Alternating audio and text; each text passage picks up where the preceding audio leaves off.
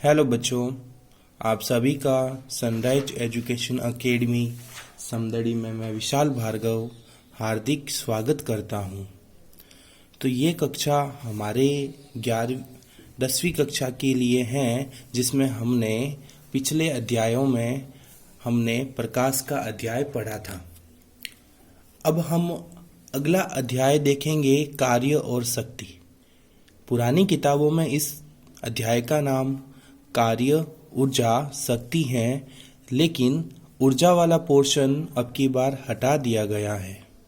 इसलिए हम कार्य और शक्ति को ही पढ़ेंगे, जिनको इंग्लिश में वर्क एंड पावर कहते हैं। तो ये है बेटा वर्क और ये पावर। तो सबसे पहले हम वर्क को पढ़ेंगे, कार्य को पढ़ेंगे, और उसके बाद में अगले वीडियोस में हम शक्ति को पढ़ेंगे। तो आज के वीडियो में मैं कार्य समझाने वाला हूं आपको, थोड़ा ध्यान से समझिएगा। जब किसी वस्तु के ऊपर हम बल लगाते हैं तो उस वस्तु में कुछ विस्थापन आता है। सपोज दैट मैं एक एग्जाम्पल की बात करूं तो मैंने एक चार्जर रख दिया यहाँ पर ये, और मैंने इसके ऊपर ये बल लगाया तो ये चार्जर जो है वो यहाँ से यहाँ तक विस्थापित हो गया। मतलब मैंने इस चार्जर के ऊपर जो फोर्स लगाया, तो ये फोर्स लगाने के कारण ये यहाँ से यहाँ तक इतना जो है वो डिस्प्लेसमेंट आ गया। तो बल तथा विस्थापन के अदिश गुणनफल को क्या कहते हैं? कार्य कहते हैं। मतलब फोर्स एंड डिस्प्लेसमेंट के डॉट मल्टीप्लिकेशन को हम वर्क कहते हैं। अब ये डॉट मल्टीप्लिकेशन का मतलब क्या हुआ, ध्यान से सुनिएगा। इस डॉट मल्टीप्लिकेशन का दूसरा नाम स्केलर मल्टीप्लिकेशन होता है। हिंदी में बोलूं तो बिंदु गुणनफल का मतलब अदिश गुणनफल होता है। अब ये बिंदु गुणनफल, अदिश गुणनफल आते कहाँ हैं? तो हमने अभी तक बचपन में जो भी गुणा किए हैं, तो वो गुणा जो हैं वो अदिश राशियों के किए हैं। हमने सदिश राशियों के गुणा अभी तक नहीं किए। लेकिन जैसे ही हम बड़ी कक्षाओं में जाएंगे तब हम सदिशों के गुणा परस्पर दो प्रकार से करेंगे, जिसमें से एक होता है अदिश गुणनफल, जिसका अन्य नाम बिंदु गुणनफल होता है, स्केलर मल्टीप्लिकेशन, जिसको डॉट मल्टीप्लिकेशन भी कहते हैं, और दूसरा जो होता है वो होता है सदिश गुणनफल, जिसको हम वेक्टर मल्टीप्लिकेशन कहते हैं, क्रॉस मल्टीप्लिकेशन। दो सदिश राशियों के बीच में यदि मैं f और s के बीच में मैंने डॉट लगा दिया है तो ये अदिश गुणनफल बन गया, और इसकी जगह मैं क्रॉस लगा देता तो यह सदिश गुणनफल बन जाता। आप देख सकते हैं यहाँ पर कि दो सदिश, जो f है इसका मतलब होता है बल, फोर्स, और s का मतलब होता है विस्थापन, डिस्प्लेसमेंट। तो बल और विस्थापन के बीच में डॉट लगाया, जिससे प्राप्त मान मुझे अदिश प्राप्त हो रहा है। देखो सदिश होता है ना, अगर कोई भी भौतिक राशि सदिश राशि है, कोई भी फिजिकल क्वांटिटी वेक्टर है, तो उसको रिप्रेजेंट करने का तरीका, उसके ऊपर मैं तीर का निशान लगा देता हूं, एरो लगा दूंगा। जैसे बल अपना सदिश राशि थी, इसलिए मैंने इसके ऊपर क्या लगा दिया, एरो लगा दिया। तो बेटा कोई भी सदिश राशि होती है, उसको रिप्रेजेंट, उसको प्रदर्शित करने का तरीका होता है कि उसके ऊपर तीर का निशान लगा दो। जैसे आपने यहाँ पर f के ऊपर तीर का निशान लगाया, f सदिश बन गया। ये f सदिश है ना, कोई भी जैसे a है भौतिक राशि, तो इसके ऊपर आप तीर का निशान लगा दो। ये कौन सा, ये a जो है वो वेक्टर बन गया है, सदिश बन गया है। ठीक है बच्चों, चलो अब हम आगे की बात करें तो W है वो सदिश नहीं है, वह अदिश है, क्योंकि उसके ऊपर, इसलिए मैंने उसके ऊपर तीर का निशान नहीं लगाया है। तो यही बात मैं आपको बताता हूं कि जब दो भौतिक राशियों का जब दो भौतिक सदिश राशियों का मैंने ऐसा गुणनफल किया, ये बिंदु गुणनफल, जिसके कारण मुझे परिमाण भी अदिश ही प्राप्त हुआ। ये जो परिणाम मिल रहा है वह अदिश प्राप्त हो रहा है, इसलिए मैंने बिंदु गुणनफल को अदिश गुणनफल भी कहा। तो मोरल ऑफ द स्टोरी इतनी बनती है कि बल तथा विस्थापन के अदिश गुणनफल को कार्य कहते हैं, या फिर अदिश गुणनफल की जगह आप बिंदु गुणनफल भी बोल सकते हो। देख सकते हैं यहाँ बिंदु लगाया है और इसी को अदिश कहते हैं। या फिर इंग्लिश मीडियम के लिए डेफिनेशन ये हो जाएगी, the dot multiplication of force and displacement is known as work. तो इस डॉट मल्टीप्लिकेशन की जगह आप स्केलर मल्टीप्लिकेशन भी बोल सकते हैं। और दो वेक्टर क्वांटिटीज का जब मैं डॉट मल्टीप्लिकेशन करता हूं तो मुझे जो रिजल्ट प्राप्त होगा वह रिजल्ट स्केलर प्राप्त होगा, इसलिए डॉट मल्टीप्लिकेशन को स्केलर मल्टीप्लिकेशन कहते हैं। अब देखिए, जब डॉट मल्टीप्लिकेशन को मैं थोड़ा ओपन करूंगा ना, तो इसको एफ एस कोस थीटा से रिप्रेजेंट करेंगे। मतलब एफ और एस के बीच में कोस थीटा आएगा। थीटा है एफ और एस के बीच में, फोर्स और डिस्प्लेसमेंट के बीच में एंगल थीटा है। आप देख सकते हैं ये डायग्राम मैंने ऊपर बनाया, मैंने एक ये बॉक्स बना दिया यहाँ पर, और इस बॉक्स पर सपोज दैट कि यहाँ पर एक रस्सी बांधी हुई थी और एक व्यक्ति ऐसे चल रहा है और यहाँ से रस्सी को खींच रहा है। तो जब फोर्स वो ऐसे लगा रहा है, रस्सी को खींच रहा है, तो क्या बॉक्स ऐसे आएगा? नहीं, बॉक्स तो ऐसे नीचे जाएगा। तो इस डायरेक्शन में बॉक्स जा रहा है, तो ये जो यहाँ से यहाँ आता है बॉक्स, ये इन दोनों के बीच का विस्थापन हो गया, डिस्प्लेसमेंट हो गया। तो बॉक्स की जो डिस्प्लेसमेंट होने की डायरेक्शन है वो ये वाली है, हॉरिजॉन्टल है, क्षैतिज है। लेकिन जो बल लग रहा है, जो फोर्स लग रहा है, वो ऐसे लग रहा है। तो इसके और इसके बीच में जो कोण बन रहा है, उस कोण को मैं थीटा बोलता हूं। तो उस तरह की, फिर अगर यहाँ थीटा बोला तो बेटा ये जो बड़ी क्लासों में जाओगे तो ये एफ का घटक आप इधर लोगे ना, तो थीटा के थीटा साइड वाला घटक जो होगा वो एफ कोस थीटा हो जाता है। और ये जो दूसरा वाला घटक जो पेंसिल दिख रही है आपको, ये दूसरा वाला घटक है, वो आपका एफ साइन थीटा हो जाता है। तो एफ कोस थीटा को मैंने डिस्प्लेसमेंट से गुणा कर दिया, तो F into S cos theta, ये एफ कोस थीटा और डिस्प्लेसमेंट को मैंने गुणा कर दिया। तो ओवरऑल आपको जानने की यही है बात कि भाई कार्य होता है, कार्य का सूत्र बल तथा विस्थापन के बीच का बिंदु गुणनफल होता है।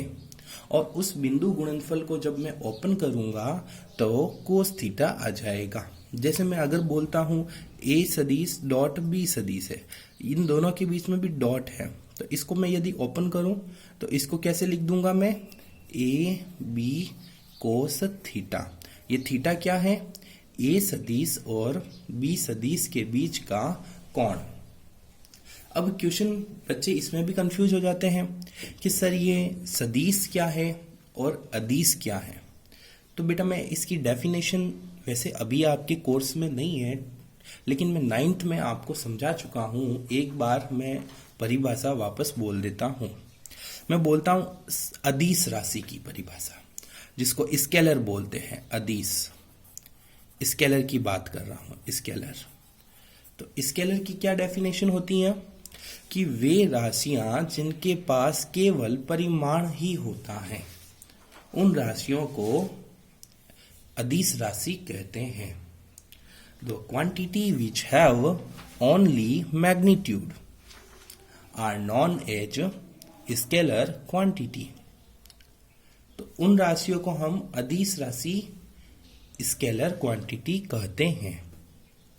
उदाहरण के तौर पे मैं बात करूं तो जो द्रव्यमान होता है, मास, उसको अदिश राशि, स्केलर क्वांटिटी कहते हैं, क्योंकि उसको दर्शाने के लिए हमें दिशा की जरूरत नहीं पड़ती है। जैसे डायरेक्शन की कोई रिक्वायरमेंट ही नहीं है मास को रिप्रेजेंट करने के लिए। सो अगर मैं टाइम की बात करूं, समय की, तो समय भी एक अदिश राशि है। समय को दर्शाने के लिए भी दिशा की जरूरत नहीं पड़ती है। The direction is not required to represent time.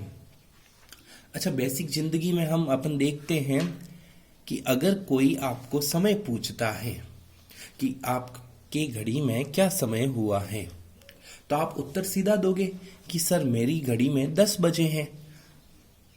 कोई ऐसे उत्तर देता है क्या कि जब मैं उत्तर दिशा में खड़ा होता हूं तब मेरी घड़ी में 10 बज जाते हैं, लेकिन जब मैं पूर्व दिशा में खड़ा हूं तो मेरी घड़ी में 11 बज जाते हैं?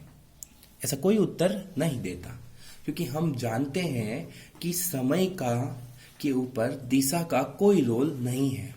आप चाहे किसी भी दिशा में खड़े हो, आप चाहे कूद रहे हो, आप चाहे नाच रहे हो, हंस रहे हो, रो रहे हो, सभी केस में आपकी घड़ी जो है वो एक ही टाइम को दर्शाती है। तो मैं कह सकता हूं समय अदिश राशि होती है। Time is scalar quantity. और उदाहरण दूं तो इस चैप्टर का नाम बेटा क्या है? कार्य और शक्ति। तो ये जो वर्क और पावर है, ये दोनों की दोनों अदिश राशि है। ये दोनों आपकी स्केलर क्वांटिटी है। ओके, तो अपने क्या क्या बातें पढ़ी आज? देखो, कार्य की परिभाषा देखी, सूत्र देखा, और कार्य अदिश राशि होती है। इसका मान धनात्मक भी हो सकता है और ऋणात्मक भी हो सकता है। वर्क जो है वो पॉजिटिव भी हो सकता है और नेगेटिव भी हो सकता है। यहां नेगेटिव होगा, स्केलर तो है ही है। हाँ, पॉजिटिव भी हो सकता है और नेगेटिव भी हो सकता है। और ये जो पॉजिटिव होना या नेगेटिव होना, धनात्मक होना या ऋणात्मक होना, किस बात पर निर्भर करता है? ये इस थीटा पर निर्भर करता है कि ये जो थीटा है ये क्या है। ये थीटा, इस थीटा का मान यदि 0 डिग्री से, अगर मैं बात करूं इस थीटा का मान 0 से 90 डिग्री के मध्य स्थित है, तो इसका मान सदैव धनात्मक आएगा। लेकिन यही बात करूं कि थीटा का मान यदि 90 से 180 के बीच में है, तो उस केस में जो वैल्यू आएगी कार्य की वह ऋणात्मक आएगी। तो 90 तक अगर थीटा है तो धनात्मक आएगा, अन्यथा 90 से 180 है तो ऋणात्मक आ सकती है। चलो कुछ उदाहरण हम देख लेते हैं, जैसे जिसको हम विशेष परिस्थिति का नाम देते हैं, स्पेशल केस। तो आइए हम स्पेशल केस को देखते हैं। ओके बच्चों, तो स्पेशल केस। ओके, तो स्पेशल केस में पहला स्पेशल केस क्या है कि जब किसी वस्तु की विस्थापन की दिशा में ही फोर्स लगाते हैं। जैसे ये है ऑब्जेक्ट और मैं बल ऐसे लगा रहा हूं, ऐसे लगा रहा हूं, तो मेरे बल की दिशा ये है मेरी बल की दिशा, और जिसके कारण विस्थापन भी इसी दिशा में हो रहा है। देखो, मैंने ऐसे फोर्स लगाया तो विस्थापन भी इसका ऐसे ही हुआ।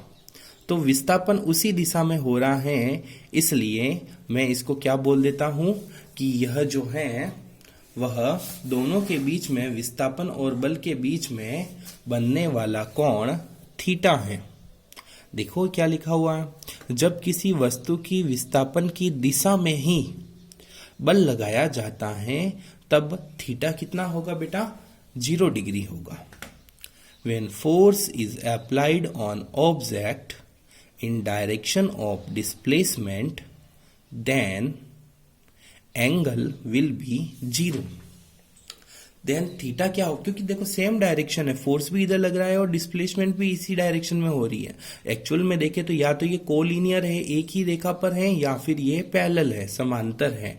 और हम जानते हैं कि एक ही रेखा पर हो या समांतर हो तो उनके बीच में बनने वाला कोण 0 डिग्री होता है। चूंकि यहाँ हम अदिश गुणनफल देख रहे हैं तो कोस 0 का मान भी 1 होता है।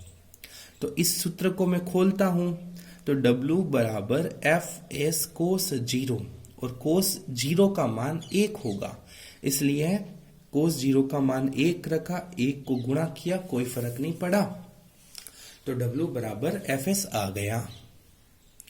तो ये अधिकतम मान आ गया।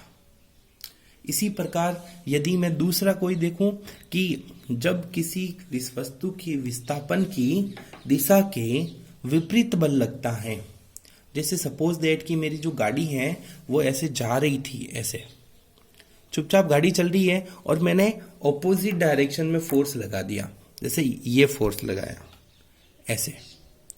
अब मेरी गाड़ी जा रही थी लेकिन धीरे धीरे जाते हुए बंद हो गई। देखो मेरी इस गाड़ी जो है वो ऐसे जा रही थी, लेकिन मैंने सामने से ऐसे बल लगा दिया, ऐसे बल लगाया तो ये गाड़ी रुक गई। मतलब मेरा फोर्स लग रहा है इस दिशा में और मेरी गाड़ी जा रही है इस दिशा में। तो देख सकते हैं कि इधर से तो ऐसे तो विस्थापन था, ऐसे डायरेक्शन में विस्थापन था और इस डायरेक्शन में फोर्स लगा, तो इन दोनों के बीच में ये जो बनने वाला कोण है ये सरेखीय कोण है। मेरे हाथ की अंगुली को देखो तो ये जो कोण बनता है ये कोण 180 डिग्री का बनेगा। तो ध्यान रखना कि जब कोई वस्तु का विस्थापन और वस्तु के ऊपर लगने वाला बल यदि विपरीत दिशा में हो तो उनके मध्य 180 डिग्री का कोण बनता है। और हम जानते हैं कि अगर बल और विस्थापन के बीच का डॉट गुणा यानी कोस थीटा वाला गुणा करूं तो कार्य मिलेगा, और मुझे तो कार्य ही चाहिए, इसलिए कोस 180 रख देता हूं। और कोस 180 का मान मैंने साइड में लिख दिया है, कितना होता है -1 होता है। इसलिए -1 को जब मैं एफएस से गुणा करूंगा तो -एफएस आ जाएगा, जो हमारा कार्य हो गया। तो आपको बात समझ में आई कि इस केस में तो जो कार्य है, वर्क है, वो नेगेटिव है, बट इस केस में कार्य जो है वह धनात्मक है, वर्क पॉजिटिव है। क्यों? क्योंकि यह 0 जो है वो 0 से 90 के बीच में, ये वाला केस 0 से 90 के बीच में हो तो कार्य धनात्मक मिलेगा, और यदि थीटा 90 से 180 के बीच में हो तब कार्य ऋणात्मक मिलेगा, वर्क नेगेटिव मिलेगा। That's clear? ओके। अब बात करते हैं कि यदि सर थीटा जो है 90 डिग्री हो तो फिर उस केस में क्या होगा। तो चलो उसको भी सुन लेते हैं कि कोई भी वस्तु और वस्तु का विस्थापन जैसे ऐसे हो रहा है, वस्तु तो ऐसे जा रही थी, ये वस्तु जा रही थी, ये वस्तु जा रही थी और इधर से मैंने बल लगाया, ये मेरा बल की दिशा है। देखो आप समझ सकते हो, ऐसे तो ये वस्तु जा रही है और इधर से मैंने ये फोर्स लगा दिया, ये फोर्स। तो आप देखो जो डिस्प्लेसमेंट है ये इस डायरेक्शन में हो रहा है विस्थापन, और जो मेरा फोर्स लग रहा है वो ऐसे लग रहा है। तो आप देखो ये जो बनने वाला कोण है वो कोण कितना है, 90 डिग्री का कोण है कि नहीं है? तो 90 डिग्री का एंगल बन गया। तो जब वस्तु की विस्थापन की दिशा के लंबवत परपेंडिकुलर यदि कोई फोर्स लगता है तो अब थीटा का मान 90 डिग्री होगा। थीटा का मान 90 डिग्री होगा तो बेटा जाहिर सी बात है कि कोस 90 का मान रखेंगे, और कोस 90 का मान 0 होता है, और 0 को मैं एफएस से गुणा करूंगा तब कार्य भी 0 आएगा। तो वर्क जो है वो हमारा क्या आ जाएगा, 0 आएगा। ये देख सकते हैं आप कैसे कि यहाँ पर कोस 90 का मान रखा, यहाँ लिख देता हूं मैं, चलो कि कोस 90 जो है उसका मान कितना होता है, 0 होता है। इसलिए ये कार्य जो है वो क्या आ गया अपना, 0 आ गया। तो ये हमने 3 केस देखे कि 0 से 90 हो या 90 हो या 180 हो तो क्या होता है। चलो कुछ दैनिक जीवन के उदाहरण भी देखते हैं। पहले तो ये 90 वाले के आधार पे ही मैं बात समझाता हूं। एक स्टेटमेंट पढ़ो, ये क्या लिखा है? अभिकेंद्रीय बलों द्वारा किया गया कार्य सदैव शून्य होता है। Work done by centrifugal force is always 0। अब ये नया वर्ड आ गया, ये अभिकेंद्रीय बल क्या होता है? गुरुजी ये अभिकेंद्रीय बल जो है सेंट्रीफ्यूगल फोर्स, इसको हमने कभी पहले देखा ही नहीं, ये क्या होता है? तो बच्चों ध्यान से सुनो। जिंदगी में इस बात को याद रखना कि अगर कोई संसार में कोई भी वस्तु एक वर्ताकार पथ पर गति कर रही है, एक गोल गोल घूम रही है, वर्ताकार सर्कुलर पाथ पर कभी कोई मोशन कर रही है, तो उसके ऊपर मोशन कर रही है तो जरूर उसके ऊपर कोई ना कोई तो फोर्स लग ही रहा है। तो उसके ऊपर जो फोर्स लगता है वो हमेशा सेंट्रीफ्यूगल फोर्स होगा। मतलब मैं एक स्टेटमेंट, एक लाइन जनरेट कर रहा हूं आपके लिए कि किसी वस्तु पर लगने वाले अभिकेंद्रीय बल द्वारा वह वस्तु सदैव वर्ताकार पथ पर गति करेगी। हालांकि हमें दिखेगा नहीं कि अभिकेंद्रीय बल लग रहा है, बट वो किसी न किसी रूप में लगेगा। सेंट्रीफ्यूगल फोर्स जो है ऑब्जेक्ट को एक सर्कुलर पाथ पर घूमने के लिए प्रेरित करती है। तो उस केस में ध्यान से सुनिएगा, सेंट्रीफ्यूगल फोर्स उदाहरण के तौर पे मैं बताऊं तो उदाहरण के तौर पे बताऊं तो मौत का कुआं आपने देखा होगा। मेले में मौत के कुएं के अंदर जो बाइक राइडर होता है, गाड़ी चलाने वाला, वो कुएं की दीवार के ऊपर घूमता है, लेकिन वो नीचे नहीं गिरता। क्यों नहीं गिरता?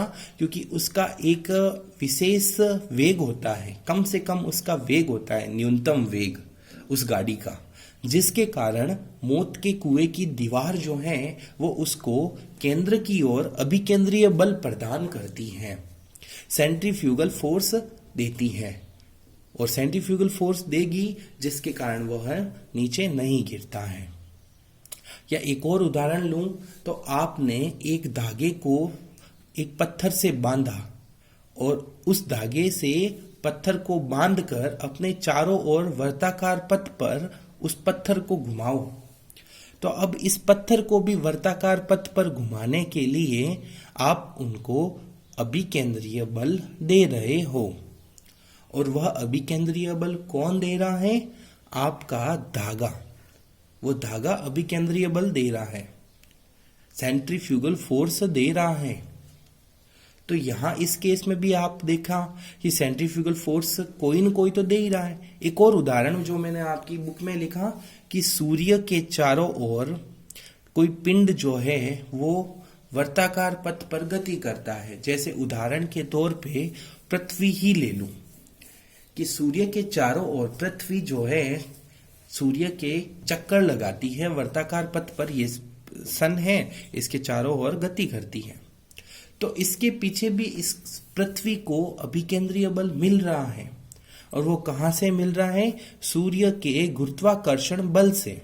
इसलिए मैंने सूर्य का गुरुत्वाकर्षण बल जो है ग्रेविटेशन फोर्स ऑप्शन, उसको मैंने सेंट्रीफ्यूगल फोर्स कंसीडर कर दिया। तो ध्यान रखना कि कोई भी वस्तु यदि वर्ताकार पथ पर गति करती है तो उसके लिए अभिकेंद्रीय बल तो जरूर लगेगा, और उस अभिकेंद्रीय बल द्वारा किया गया कार्य सदैव शून्य होगा। क्यों शून्य होगा? आप देख सकते हैं ये अभिकेंद्रीय बल केंद्र की तरफ लगता है, और सपोज दैट कि ये वस्तु थी तो इस वस्तु की यहां पर दिशा इसकी स्पर्श रेखा की ओर लगेगी, ऐसे टेंजेंशियल जाएगी।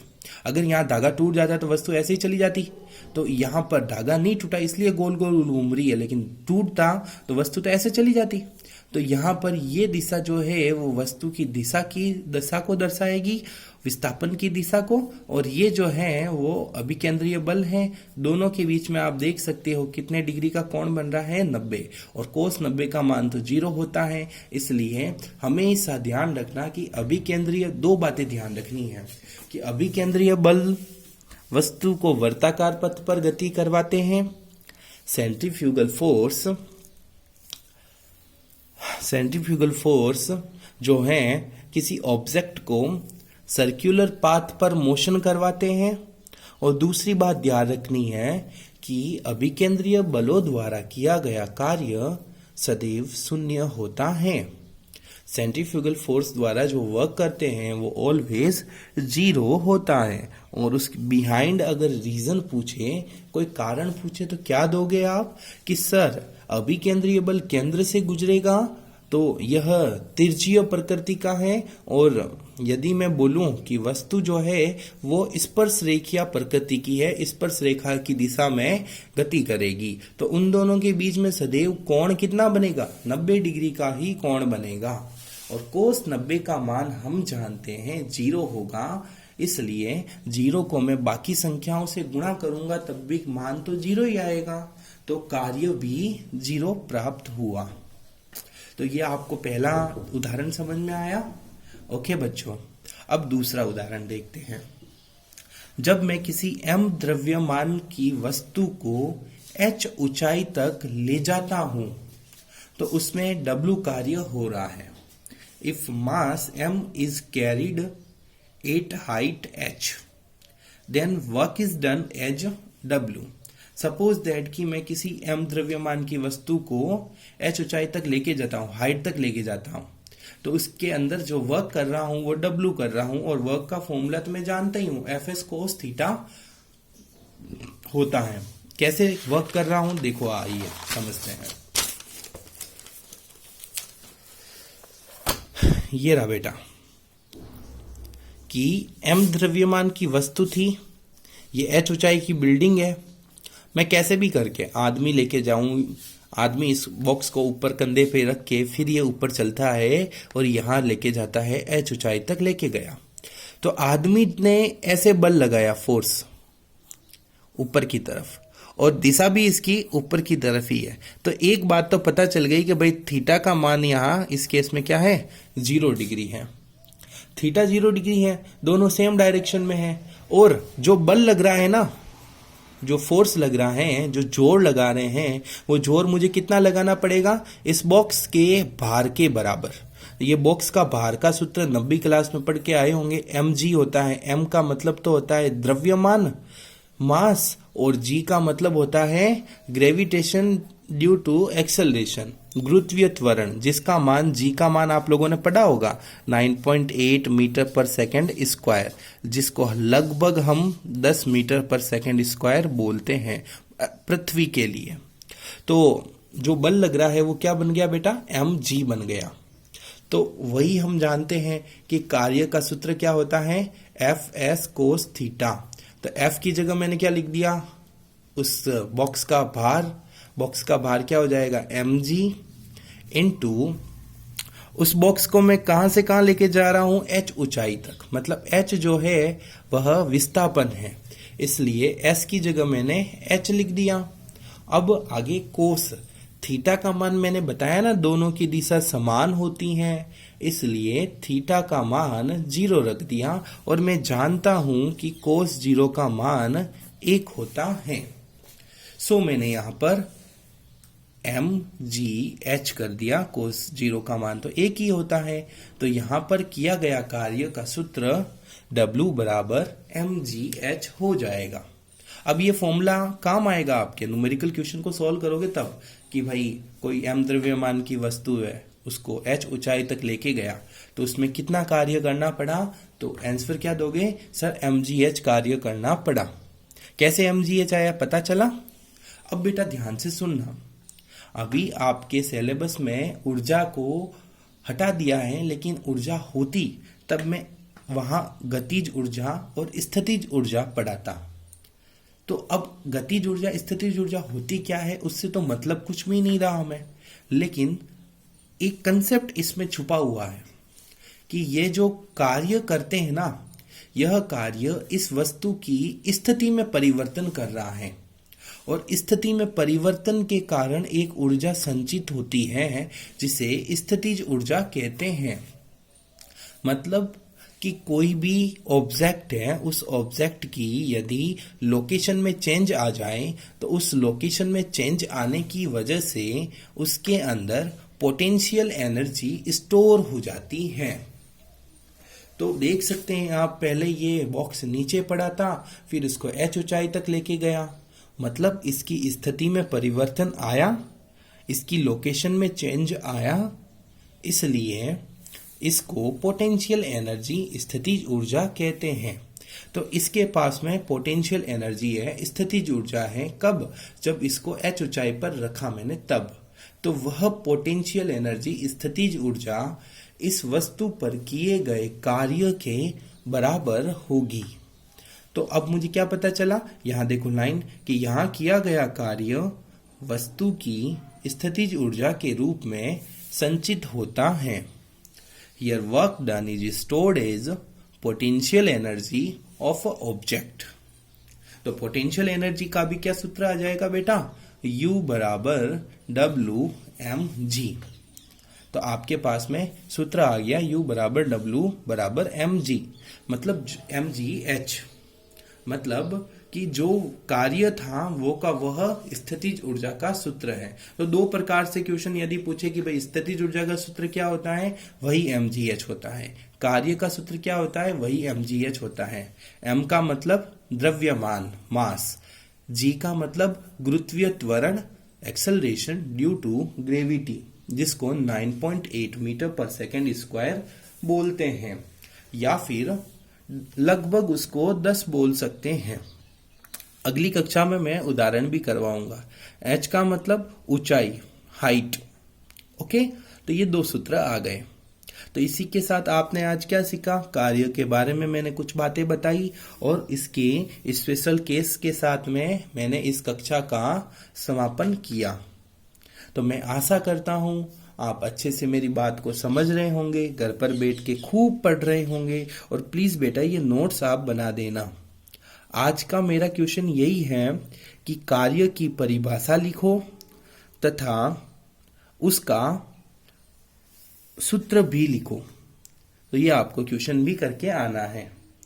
धन्यवाद, मिलते हैं अच्छी ऊर्जा के साथ अगली कक्षा में।